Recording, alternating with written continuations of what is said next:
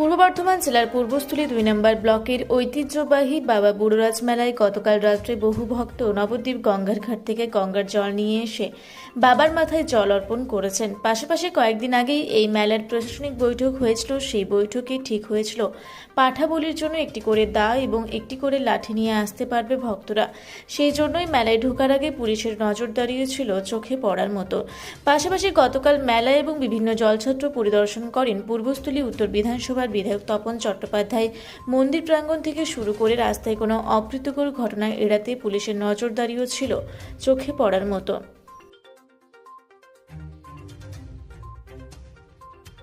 মেলা ৭-এর কামানে উত্তরি মানে বুধবার থেকে শুরু হয়েছে। আচ্ছা, বুধবার থেকে ভক্তরা এসছে, আবার বৃহস্পতিবার বাদ দিয়ে শুক্রবারে তো ৫-এর কামানে ভক্তরা এসছে।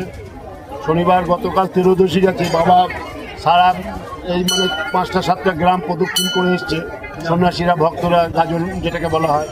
আজকে উপোস, আজকে সারাদিন সারা রাত উপোস। আজকে বাবার মন্দিরে কোনো বলিদান হয় না। হ্যাঁ, এইটাই রীতি চলে আসছে দীর্ঘদিন ধরে। বাবা সেই আবির্ভাব তিথি থেকে বাবা বুদ্ধ পূর্ণিমার আবির্ভাব হয়েছেন। বিগত দিনে কতদিনের এটা আনুমানিক বলা মুশকিল, আনুমানিক ৫০০ থেকে ৫৫০ বছর হবে। আজকে জল কিরকম লোক? আজকের লোক মোটামুটি ২০ থেকে ২৫,০০০ ভক্ত সমাগম হবে। আচ্ছা, আর পাঠা বলির যে প্রথাটা আছে ওটা কবে হবে?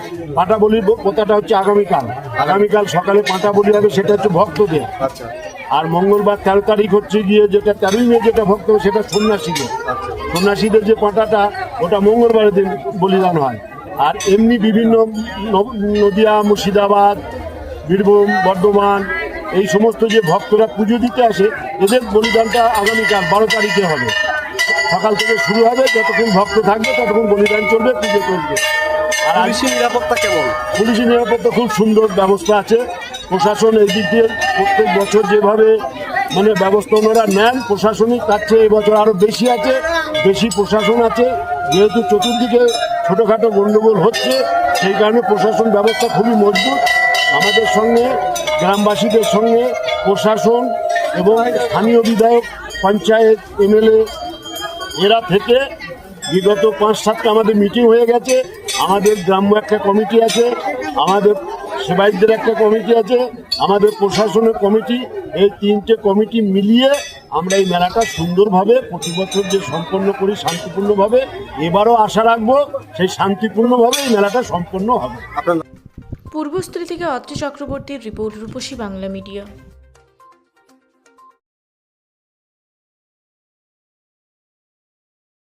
পুরা ব্লকের লধুরকা গ্রামের অদূরে অবস্থিত দৌলত পাবলিক স্কুলের দখলে থাকা বেশ কিছু জমি নিয়ে শুরু হয়েছে আইনি জটিলতা।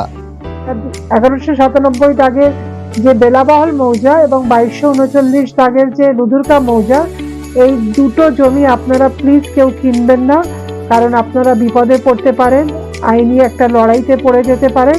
জমিটা একদম ডিসপিউটেড, ফলে একটু সাবধানে থাকবেন।